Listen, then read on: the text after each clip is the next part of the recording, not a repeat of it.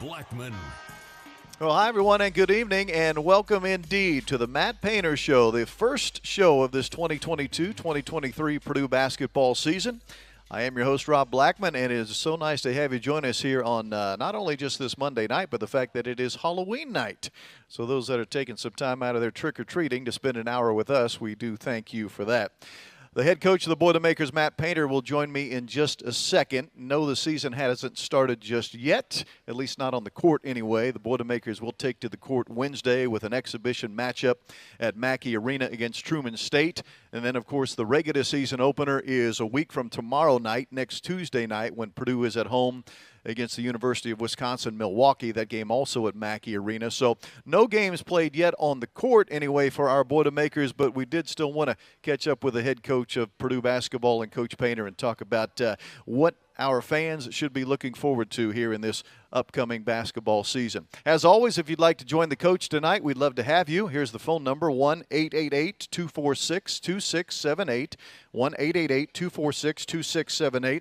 And also a big, huge thank you to Walk-Ons, which is our brand new location here for the Matt Painter Radio Show all season long. Walk-Ons located here in the basement of the Purdue Memorial Union. And we're looking forward to having our show here, as I said, all season long. Walk-Ons has been an outstanding host through the football season for the Jeff Brom radio show, and we are very pleased to say that they'll host Coach Painter as we talk basketball as well. So, again, the phone number, 1-888-246-2678, as we get ready to talk Boilermaker basketball, looking ahead to this new hoops season. This is Purdue basketball. It's on the Purdue Global Sports Network. We'll be back with the coach after this. This is Boilermaker basketball from Learfield. Newman with the fancy dribbling near the wing. Stefanovic fakes it, pass into Edey, and knocks it down. And there comes the impact from the 7-footer. I think that's one of the things that makes this team so dangerous. They can score in transition. They can pound it inside. They shoot the three over 40%. And look at the drop right there to Edey. Wasn't executed well. There he is. And the throwdown. They do that a lot, John. Here's a better view. Watch, Bacot is expecting a screen across, and he gets caught trying to get through it, and they just lob it up at the rim. Edey wide open, a two-handed stump. Great job by Edey. He knows how to use his body. Down 11 to Villanova, came back and won that game. How do they respond here in Brooklyn? Over the top, Edey, that's a good response. They love to run that play. He's having himself a day. They've been able to find him in pick and pop situations, and that's because Purdue's showing so much respect. Zach Edey, it's been a theme all day. Dribble when you get great post position, and Zach Edey throwing Raji Lyons right up that lane. No doubt about that. What a lob and what a start. Stefanovic up top for Zach Edey. Over 2,000 wins combined as they get together at the Carrier Dome in Onondaga County today. There's the lob, and it's Edey on the flush to mangle the rim. Boy, the back screen again. Rob Finney, much like the first game, impacting this one here today. Edey sizing up Durr, who arm bars him. Edey got him deep and missed again. His second one is there! Second most in Purdue history. Boy, this is not a game if you're soft to play in. I mean, Edey going up with the left hand, gets his offensive rebound.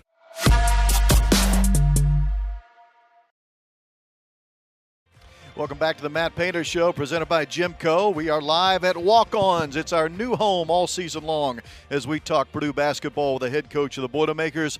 Walk-Ons here at the Purdue Memorial Union. Walk-Ons, where it's always game day with a taste of Louisiana. Coach Painter is alongside, and we have a lot to cover here in the next 50 minutes or so, Coach Painter, so let's jump right into it.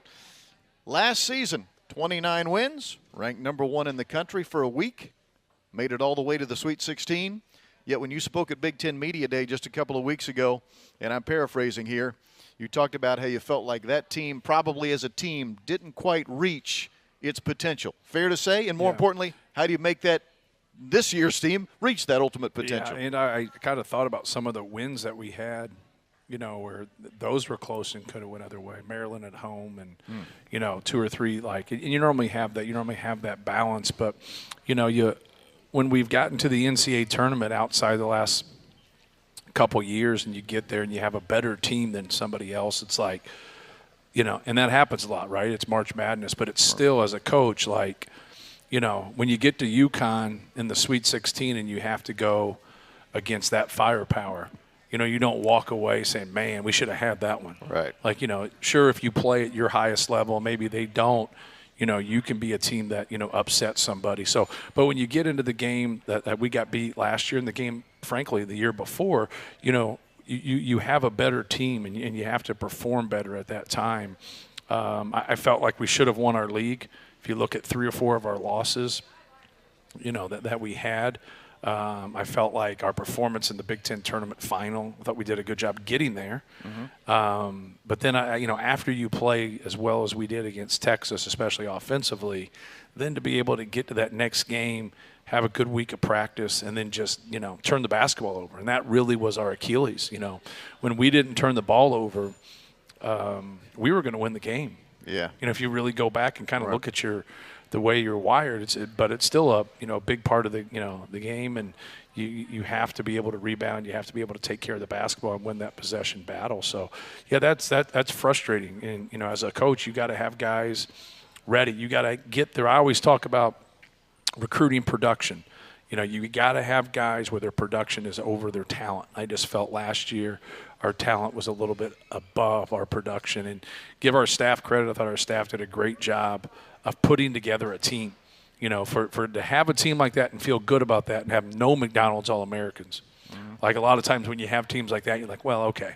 You know, even though one guy's a lottery pick, he was a 90th best player in the high school, you know, 24 months before that. Yeah. So, like, somebody's wrong, right? But it just, you know, you got to keep getting teams together. You got to keep getting in that position, and then, you know, you just got to fight to break through. And I just thought we were in a great position. We had ended up playing North Carolina the next game. We were in a great position, but give St. Peter's credit. They were tougher than we were. You know, we were loose with the basketball, and then some shots didn't go in, and you know, it came back to get us. But we had a handful of games like that during the year where you're just like, golly, like, put a team away. Like, don't sit there and just mess around with it here. And you know, we had some tough losses that way during the year. We had a tough loss to finish the year, but you got to learn from it and hopefully be better because of it and fight like heck to get back in that position and play better. I find it interesting. You mentioned right off the top about a couple of those games you look back on that were wins that you're like, boy, that could have gone the other way. I think about the games that were losses that could have gone the other way. I mean, your team is 2 banked shots away at the buzzer from winning the Big Ten regular season. Correct. I mean, correct. You're that close. And a that shot, close. And a shot at Indiana where the guy hadn't scored the whole second half, and it's really not a shooter. And he had a great first half, but we had a handful of games that we just absolutely should have been in a better position. We know we had to have more of a maturity about us collectively. You know, it doesn't mean that we don't have people on our team that are that way, but collectively, you know, we were Dow Jones, man. We were up and down in that area. And so the question, of course, is as you move on to a new season, and obviously all teams are different, this team has 8 new faces, if I counted them correctly, on this team, if you include the walk-on Sam King that weren't on the team last year, or if they didn't play. You know, how do you take that next step when you're talking about maturity? Right. Well, you're trying to, you know, get the season started in June, and we had 4 guys that were out because of injuries.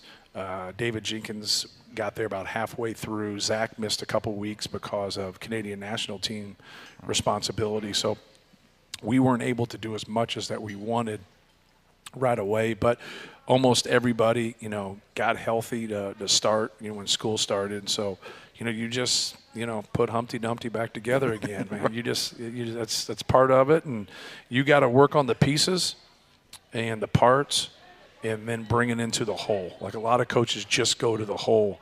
You got to teach, you know, what you're doing, what you expect, and then grow from there. And sometimes it takes a little bit longer. Like if you have 2 or 3 guys that are new and they don't learn at the speed that they should, they get left behind. But when you got a bunch of guys that are new, like no matter what, a couple of them are going to play. Yeah. Our 2 freshman guards have really played well in practice. Now, we're going against each other. And the other night against Cincinnati, I thought they did some good things, playing about half the game. But both of those guys have really played well, and Fletcher Lawyer in Braden Smith. Cam Heidi was out the whole summer, and so then he was out for 2 more weeks here in the fall. And he missed all of last year outside of 3 games. So he's been behind just because he hasn't been on the court as much as those other guys. But he's done some good things while he's out there. He's a talented dude. He can shoot the basketball. He's athletic. Will Berg hurt his hand, so he had surgery to repair some ligaments in his hand. So he's going to be out here for a couple months. So he's definitely going to redshirt, at this point. And then Trey Kaufman and Brian Waddell, both of them redshirted. Then they got hurt. And Brian's obviously more serious than Trey's, but they didn't practice last year. So it wasn't like they got that experience and practiced. And Brian's still banged up. Brian sprained his ankle and was out for 2 weeks here in the fall also. And he was, just coming back and trying to find his way. So he had another setback there. So just trying to get everybody healthy and then get everybody on the same page and just keep working it and keep learning our system and what we're doing and get better each day and get better.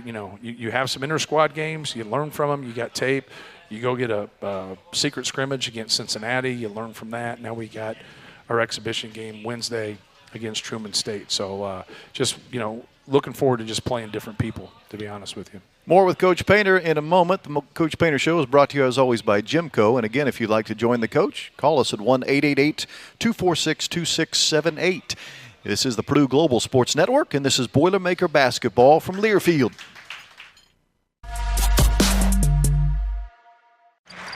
Not many weaknesses so far in the first few weeks of this season. That shot goes, a 3 ball for Mason Gillis. 8 players now have scored for Purdue. Well, a little 2-man game here where Edey gets it at the post. Well, this is the kick out. That's the 3-point. In the corner, Mulcahy sets his feet and it's rejected by Gillis. What a closeout indeed. Driving the paint to Gillis, up and under, and the shot will go. It'll count and a foul, and Purdue regains the lead. Who can play point guard? Here it is again. I love it when the ball is in his hands. He draws 3 defenders. Wonderful pass.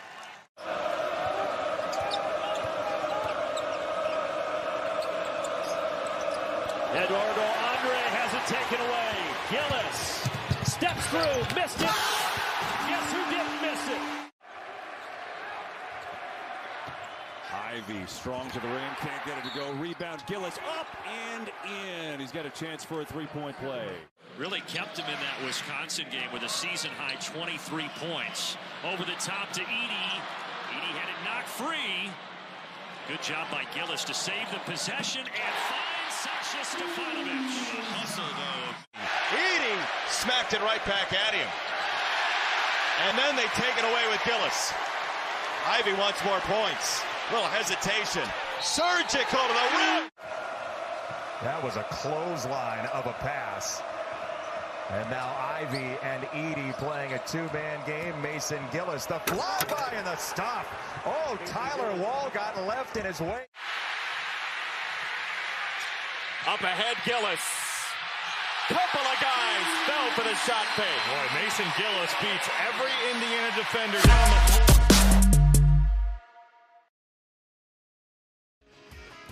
Welcome back, everyone, to the Matt Painter Radio Show, live tonight from Walk-Ons in the basement of the Purdue Memorial Union. We hope to see you here each and every Monday throughout the basketball season as we talk Boilermaker basketball with the head coach.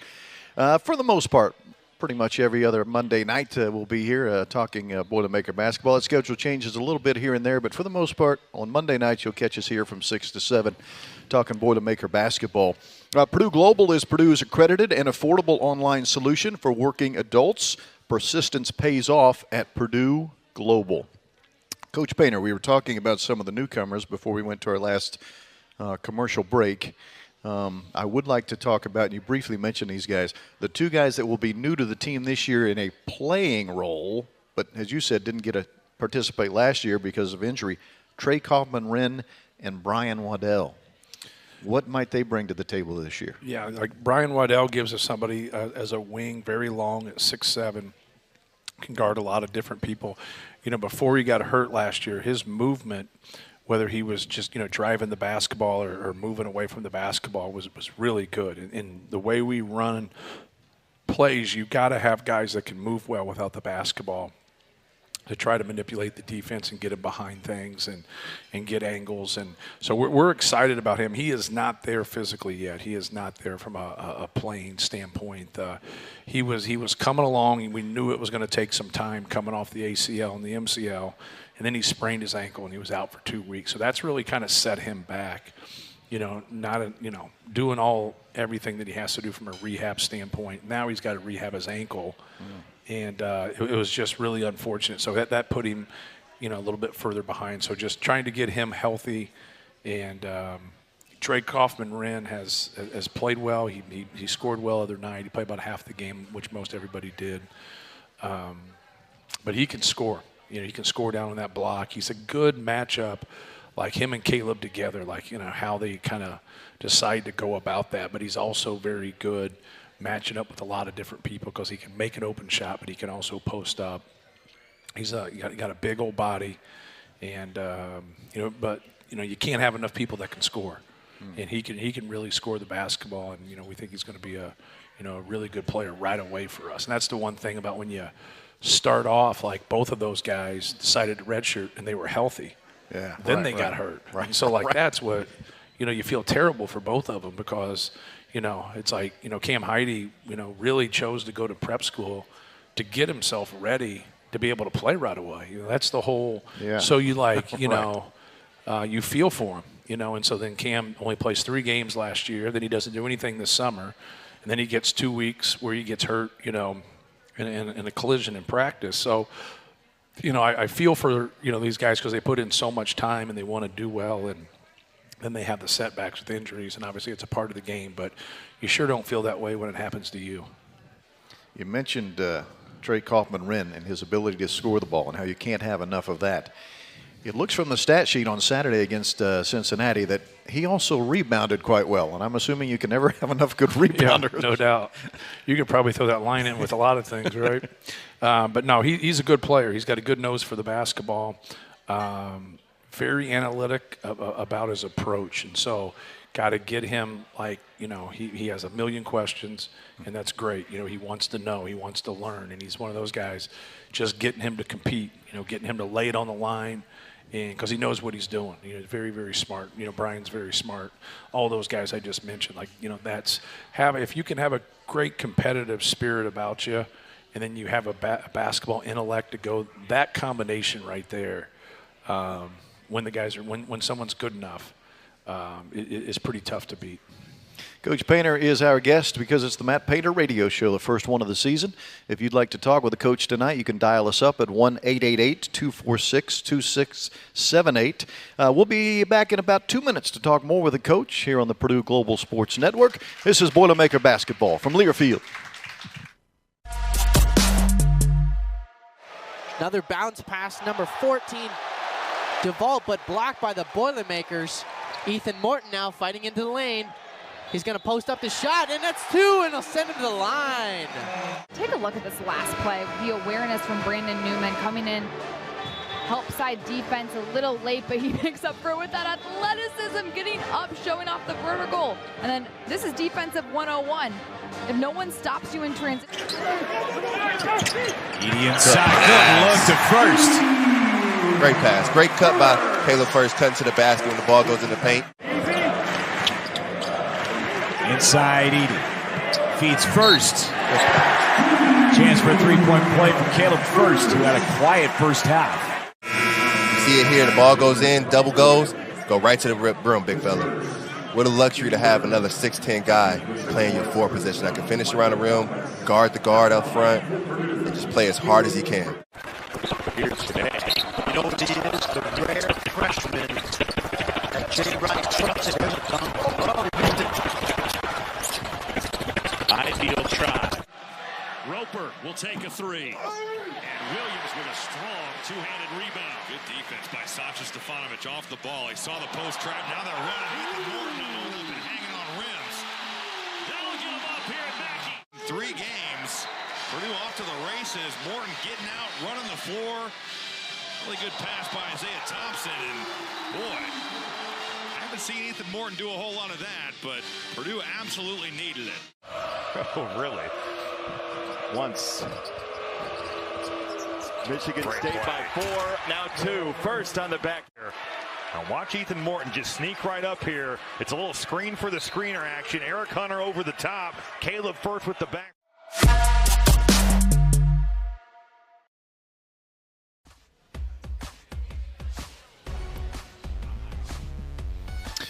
Welcome back to Walk-Ons, everyone, in the basement of the Purdue Memorial Union. Walk-Ons is the new home of the Coach Matt Painter radio show. You'll find us here all season long on Monday nights, typically from 6 to 7 o'clock. We'll be here next Monday night, by the way. We hope to see you then. Time now for our Pro Boilers feature, where we look at how a former Purdue student-athlete is doing in their professional sports career. Pro Boilers is presented by Indiana Kitchen Premium Pork Products. Get to know us at indianakitchen.com. Both our Pro Boilers and Indiana Kitchen are boiler-made. You can probably assume whom I'm going to pick tonight, Jaden Ivey, and why not? Jaden Ivey off to a great start as the first-round draft pick of the Detroit Pistons. He has played in 6 of the 7 games they've played this year in the starting lineup for all of them, averaging 15 points, 4 rebounds, 4 assists a game, shooting 46% from the floor, 40% from 3.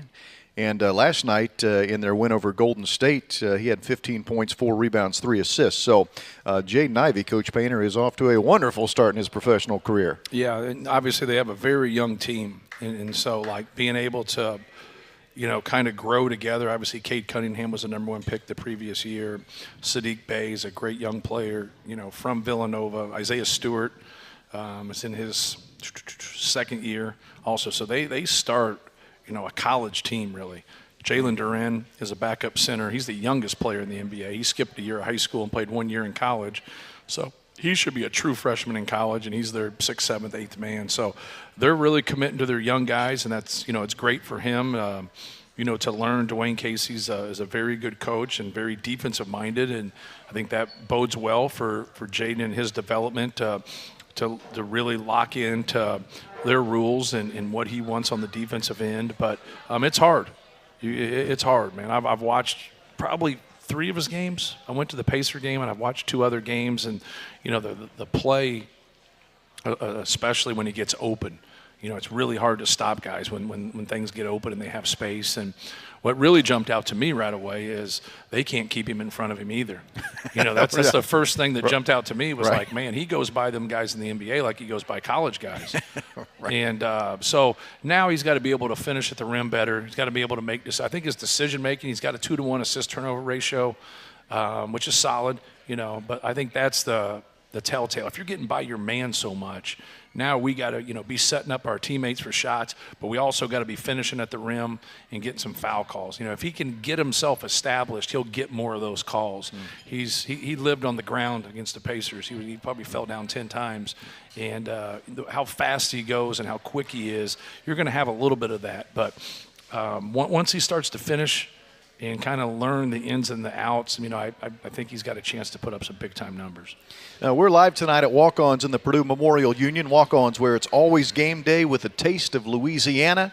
Time to take our first phone caller of the season. And we're going to be joined by Robert from Atlanta, I believe it is. Robert, welcome. You're on with Coach Painter. Yes, hi. Thank you, Coach. Was real excited to see the season start semi against Cincinnati, and was wondering, weak side defense, is that something that this team is going to be able to, you think, execute on this year? Well, I think the thing last year, our struggles defensively just kind of came, you know, from not being able to do our job. We had to do a better job of carrying out our assignments. And, you know, what I mean by that is just having the discipline to, you know, you go against kind of set specific type stuff that your opponents run. You got to be able to carry out your job and do what you're supposed to. If you're supposed to stay tight on something, you're supposed to shoot the gap. You know, you got to follow that through. When you don't do those things, you really disconnect your defense. So I'm looking forward to this year of just making improvements in that area. And I think when you do that, you know, you're going to stay connected as a group. But that really is what hurt us. That and the turnovers last year, that really hurt us, you know, because we weren't a great transition team when you play bigger.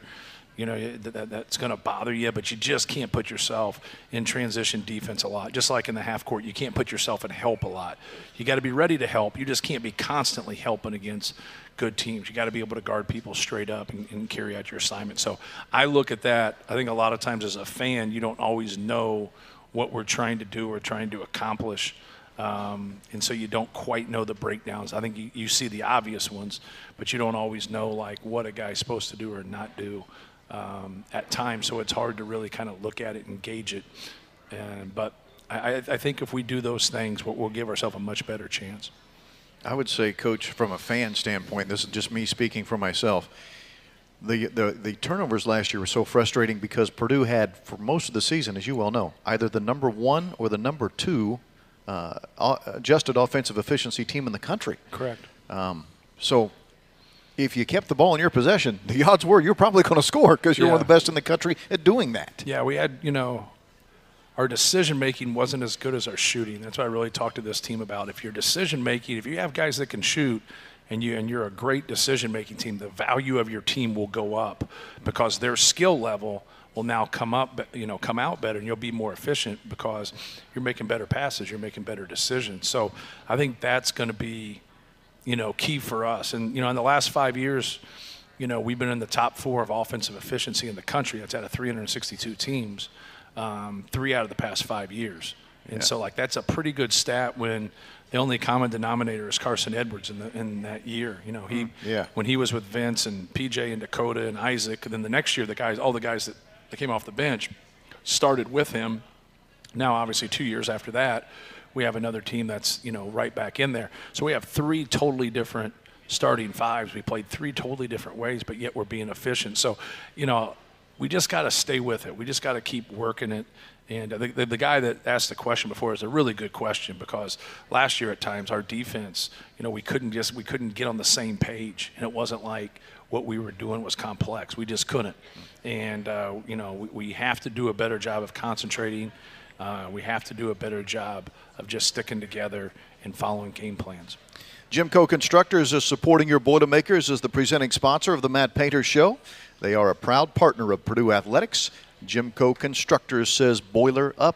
More with Coach Painter when we come back to the Matt Painter Show, presented by GEMCO on the Purdue Global Sports Network. This is Boilermaker basketball from Learfield. It is better than Fog Elm. It is better than Cameron. One of the toughest places in the Big Ten to come get a victory. You ask any player who's played here.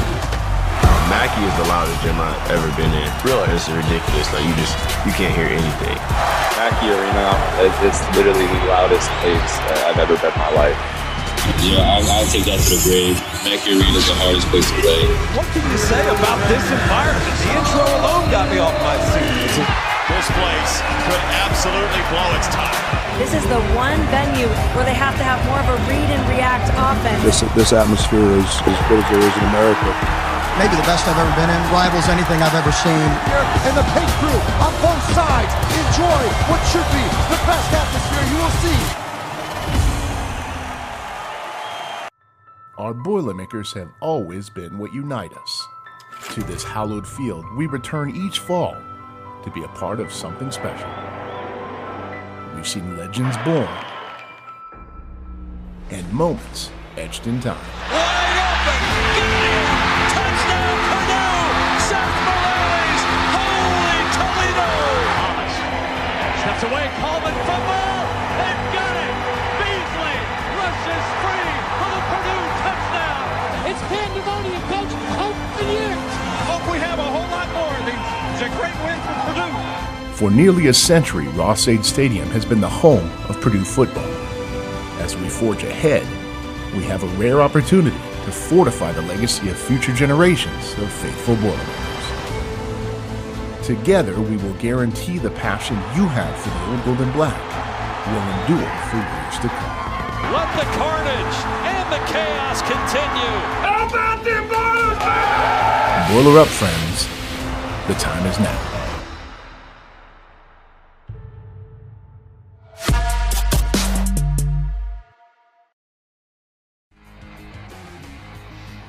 Hey, everyone needs a little playing time, so before a Purdue basketball game or any time throughout the week, stop by Walk-Ons here in the Purdue Memorial Union, where it's always game day with a taste of Louisiana. And we say thank you to Walk-Ons. They'll be our host all season long of the Matt Painter Radio Show. Of course, throughout the fall, they've been the host of the Jeff Brom Radio Show and the Katie Gerald's Radio Show as well for Purdue women's basketball. Going to be right here at Walk-Ons all season long. So thank you, Walk-Ons, for that. Also, thanks for those that are watching along the different multi-platforms that the show is on this evening.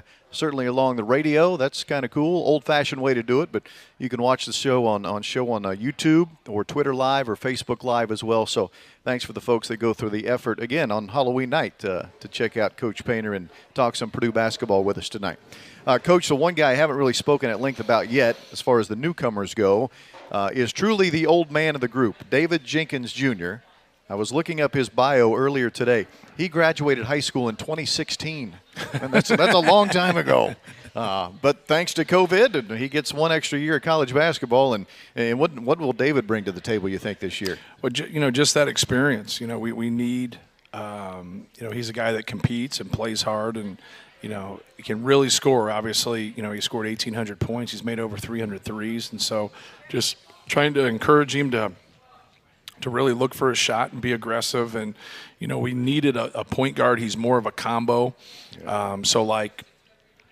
Being with Ethan or being with Fletcher, obviously whenever he's with Braden will be the point guard. And just mixing in with different groups. I thought he did a good job other night. He's got a good way about him, good personality. Everybody really likes him. So, he's fit in nicely. He has quite a story. I mentioned graduated high school in 2016, went to prep school for a year, 2 years at South Dakota State, I think 2 years at UNLV, and then 1 year at Utah.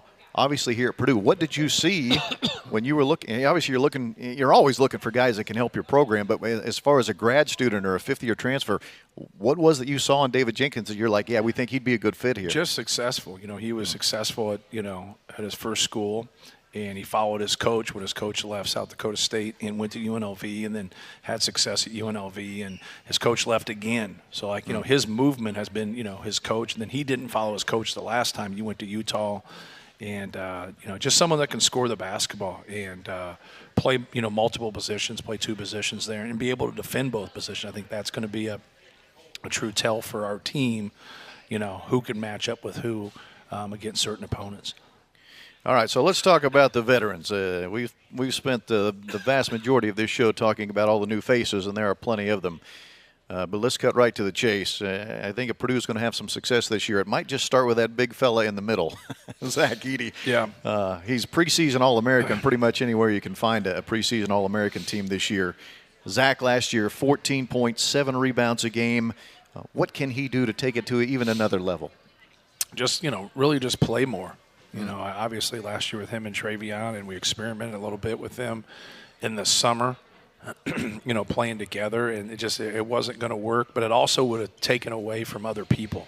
Yeah. Mason Gillis has played, a great role for us, and, Caleb Furst did some really good things for us also. So, you want that depth along your front line, and we have it once again, with Caleb and Trey, Mason, and Zach. But, no, just trying to get him in scoring position. I think he's better in other areas. I think the areas that he gets kind of beat up about because of his size, the ball screen D, changing ends and transition D, things of that nature, rebounding. If you go look at his numbers, per minute, him and Travion were about the same, in their rebounds. And so that was the area the year before where Travion was consistently better than him, and then he really worked to that. So his ability to rebound and, and do some really good things for us in ball screen defense and be active, but, his decision-making probably makes you feel better about getting the ball as much as possible, because he's not quite there yet, but, he goes practices without turning the basketball over. He still has some moments, but for the most part, man, he keeps getting better in that area. And if you're going to give someone the ball and they're going to have the ball in their hands a lot, obviously he can score the ball when he gets deep right there, and he's great on the offensive glass. He just wails on people and gets those putback dunks. But he's got to be able to pass it. That's the that's the thing for us that puts the balance and stuff. If you're going to come get him, he's pretty big, and he can see over people, and his ability to give us some of those step-in threes really helps. This is the Matt Painter Show presented by GEMCO on the Purdue Global Sports Network. We'll be back in a moment. This is Boilermaker basketball from Learfield. Newman with some fancy dribbling near the wing. Stefanovic fakes it, pass into Edey, and knocks it down. And there comes the impact from the 7-footer. I think that's one of the things that makes this team so dangerous. They can score in transition. They can pound it inside. They shoot the three over 40%. And look at the drop right there to Edey. Wasn't executed well. There he is. Wow. And the throwdown. They do that a lot, John. Here's a better view. Watch, Bacot is expecting a screen across, and he gets caught trying to get through it, and they just lob it up at the rim. Edey wide open, a two-handed stump. Great job by Edey. He knows how to use his body. Down 11 to Villanova, came back and won that game.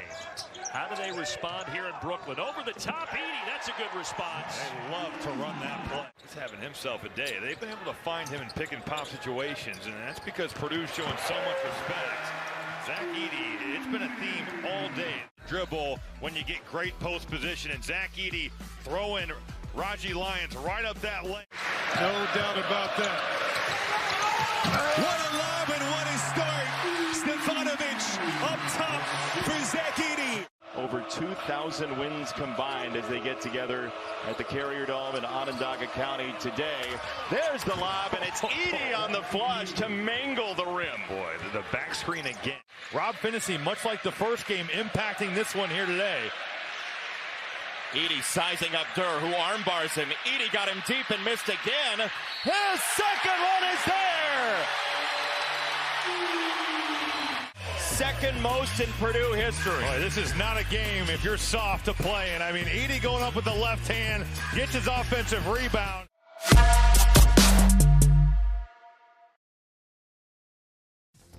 GEMCO Constructors is supporting your Boilermakers as the presenting sponsor of the Matt Painter Show. They're a proud partner of Purdue Athletics. GEMCO Constructors says boiler up, and this is the Matt Painter Show, brought to you by GEMCO Constructors. If you'd like to visit with Coach Painter, just give us a call at 1-888-246-2678. We're live tonight from walk-ons in the lower level, the basement level of the Purdue Memorial Union. And this quick reminder, Purdue actually will take the floor in front of fans for the first time Wednesday night at Mackey Arena, 7 o'clock. The one exhibition game that's on the schedule for the fans to see, and that is against Truman State on Wednesday night. Again, that's a 7 o'clock tip-off. Coach Painter, let's continue talking about the returning veterans. I want to talk about Mason Gillis and Caleb Furst as well. I was looking it up today. Mason was a 41% three-point shooter last year, which is impressive. But I didn't realize until I guess I looked a little more closely. He shot the third most threes of anyone on our team. It wasn't like he was a low-volume shooter. He was 41%, and he shot a lot of threes. Yeah, I think he's a really good compliment, to whoever he plays with, but especially Zach. I think that's the being able to be a good post feeder, but also a guy that can knock down shots. And we've seen him win games on the offensive glass. Right. You know what you're going to get with him. He's going to play hard. He's going to lock horns with people, and he's going to compete, but he also can spread the defense out. And that's what you want with Zach. You want guys that can make shots, make plays, but also spread that defense out, with their range. But now expect big things out of him. Each year, you got to be able to, keep making steps and just being, the better version. Like sometimes guys work. Mason's one of those guys that works and puts time in, but once you kind of get down to it and you mix in with your team and you do things, just trying to get better at what you do well. And, staying away from your weaknesses. And that's just not him. That's everybody. Caleb Furst is, just a weapon for us. Last year he was exclusively, at the 4 because of Travion and right. Zach. This year he'll be able to play both and play the 5 and play the 4. But, he's just got a great attitude. He works hard. He's really worked on his shooting. He didn't play all summer, too. Okay. So he didn't play any in the spring. He had surgery to remove a bone out of his heel. And And so then he didn't do anything in the summer either, but he shot a lot. He got in the weight room, and he shot a lot. So he's gotten pretty big, but his skill level, we really have to utilize him when he's in at that 5. And, you know, we got to get him looks. Other night he had 1, but he needs to get more looks than that, you know, from 3, because he's really established himself as a great shooter. And Caleb, by the way, 42% from 3 last year. So when he was not a high-volume three-point shooter, but when he had the opportunities, yes, he knocked them down. Okay, 2 guys we haven't talked about as far as the returnees. Brandon Newman, who really ended up being the feel-good story of the team last year, the way he just persevered and waited for his opportunity. And then Ethan Morton. Again, another guy that shot, you know, he was 44% from 3, Ethan was last year. Didn't shoot a bunch of them. But those 2 guys, how do they take that next step? Well, I think with, you know, Brandon just playing to his strengths. You know, he's a guy that can really shoot the basketball. He's done a good job of playing off his shot fake here in that 1 dribble pull-up, that 2 dribble pull-up for him. And then from a defensive standpoint, you know, just keep making strides in that area. You know, when everybody talks about experience, you know, but, you know, you have to play with a high level of experience and be great at your team game. You know, whatever that is, whatever you talk about as a coach and the non-negotiables. You got to be, when you're an older player, you got to be great at those things. And that's what we need from Zach and Ethan and Mason and Brandon. You know, the guys that have, you know, David's played a lot, but he hasn't played a lot here. Yeah. The guys that have played a lot here, like, you know, those are the things that are going to put you on the court. And that's really what it comes to. Like, you know, what's going to get you on the court, what's going to get you off the court. And, like, Brandon learned a really hard lesson. Now, Jaden Ivey was a talented guy. Sasha Stefanovic was a high-trust guy. He could move and shoot. He knew what was going on. But that word doesn't get thrown out a lot in recruiting. That word trust is a big word in coaching. And because, you know, you have to get into sticky situations and you go with people that you trust. And that's what you want from all your players. You want them growing into that. It's not something that's just handed out at the door. But I think Brandon can have a great year for us. He can really score the basketball. But those other areas that, you know, that we mentioned, like if he can be solid in those, he's just going to be on the court and he's going to help himself. Yeah. You know, I think that's so important. Where Ethan Morton is a great piece for us. He has he's competitive. He can pass the basketball.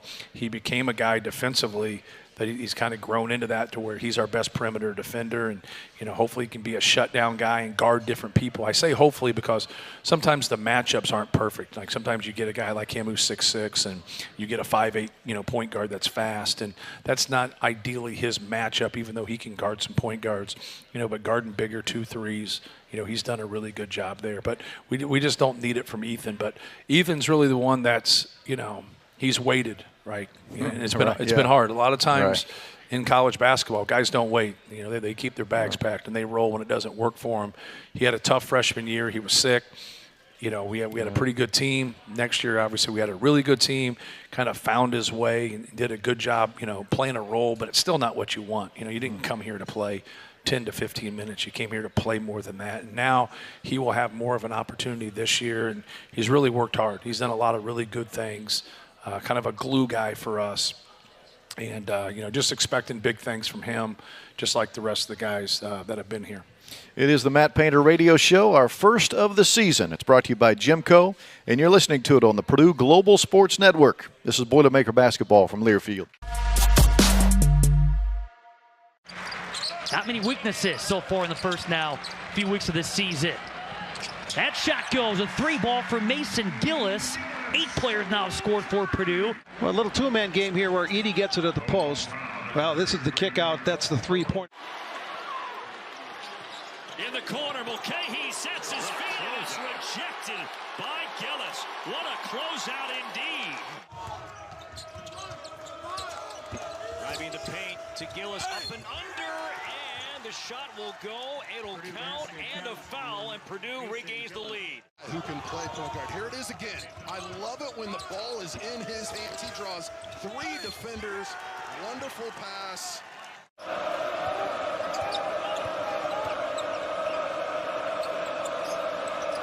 Eduardo Andre has it taken away. Gillis steps through, missed it. Guess who didn't miss it? High Ivy strong to the rim, can't get it to go. Rebound, Gillis up and in. He's got a chance for a three-point play. Really kept him in that Wisconsin game with a season-high 23 points. Over the top to Edey. Edey had it knocked free. Good job by Gillis to save the possession and find Sasha Stefanovic. Hustle, though. Edey smacked it right back at him. And then they take it away with Gillis.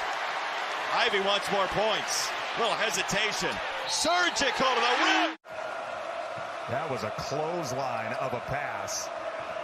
And now Ivy and Edey playing a two-man game. Mason Gillis, the flyby and the stop. Oh, Tyler Wall got left in his way. Up ahead, Gillis. Couple of guys fell for the shot fake. Boy, Mason Gillis beats every Indiana defender down the.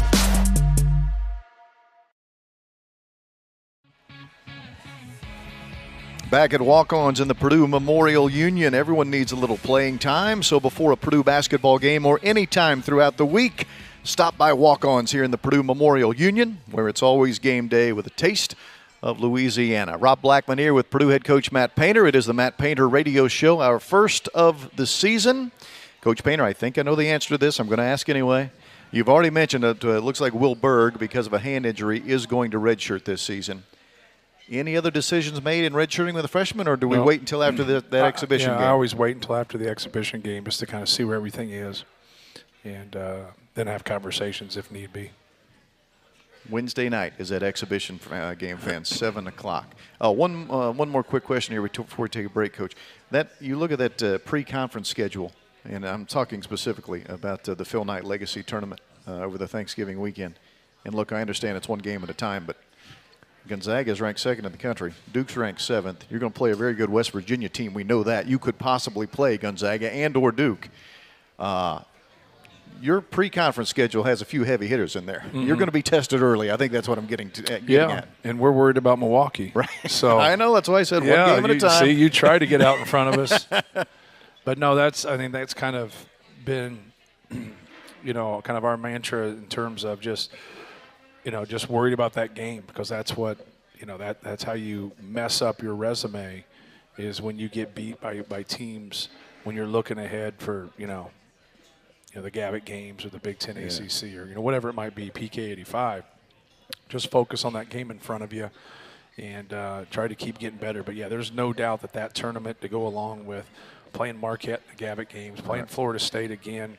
We're doing a 10-game series with Florida State. Yes, so I think our fans know that. Yes. That we're doing a 10-game. I don't know if I'll be the head coach for the remainder of it, but gee, many Christmas, whatever we did to ESPN. Yeah. I apologize. Golly.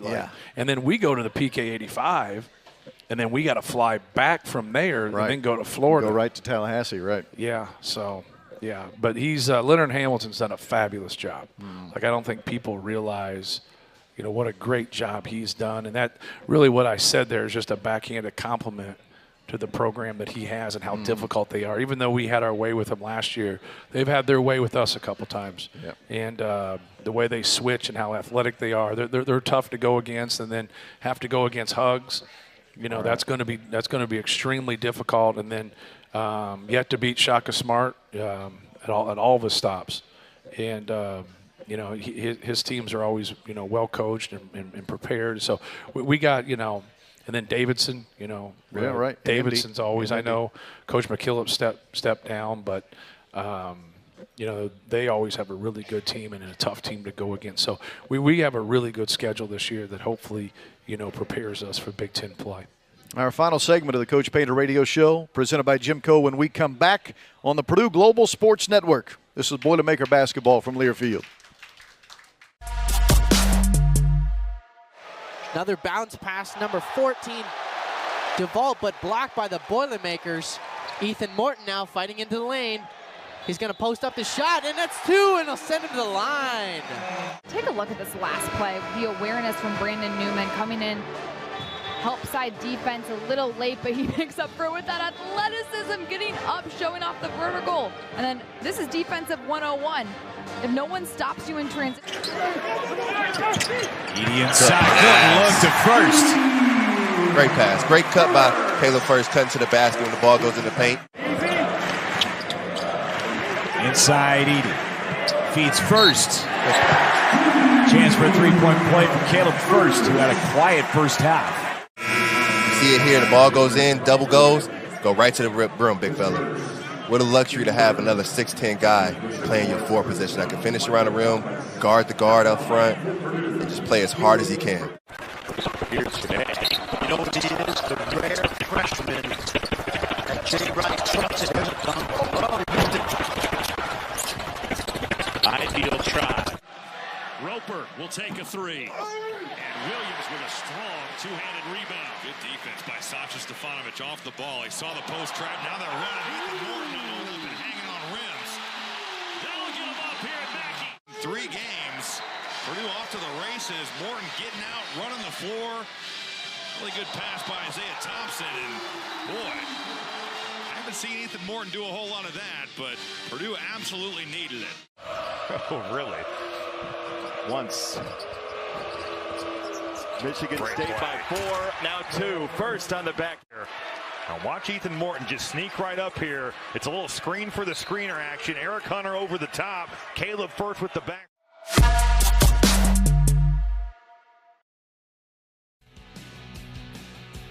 Welcome back to Walk-Ons, everyone. Here we are tonight from Walk-Ons, the new home of the Matt Painter Radio Show. You'll catch us here every Monday night from 6 to 7 for the most part throughout the Purdue basketball season.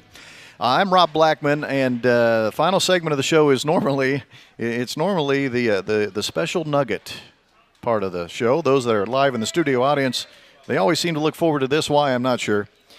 Truth be told, I was going to dump that segment of the show this year. I was going to be done away with the nugget until one of these nuggets fell into my lap last night, roughly 24 hours ago, that was so juicy I couldn't let it go. So here's the nugget. Did you fine folks know that my broadcast partner on the Purdue Radio Network, Bobby Buckets Riddell, the former Boilermaker, has a book written about him and his playing experience here at Purdue? The name of the book is Bobby Buckets Living His Dream. Living His Dream. Bobby Buckets Living His Dream. It was actually written by his grandmother when he was playing here at Purdue. Now, here's the thing. I have never seen a copy of this book, but I'm told it was sold here at Purdue at the campus bookstores. It was actually, it's a real book. It was sold. So if anyone out there has a copy of Bobby Buckets Living His Dream, please find a way to get that book to me, and I will buy your dinner right here at Walk-Ons. So if someone has a copy of that book, I would love to see it. Bobby Buckets Living His Dream. I had no idea. I just found this out last night. We need to find that book, folks. And again, it was sold here on campus at the area bookstores, so it has to be out there somewhere. Quick reminder, our first broadcast of the season is Wednesday night, 6 o'clock for the pregame show, 7 o'clock for the tip, as Purdue hosts Truman State. And that's the first broadcast of the year. Speaking of Bobby Buckets, join Bobby and I for that broadcast on Wednesday night. Thanks to Wes Scott, our in-studio engineer. Thanks to Nate Strope, who engineered back at the Learfield Studios. I'm Rob Blackman, wishing you a good night and a boiler up, and we'll talk to you Wednesday night. Good night, everyone.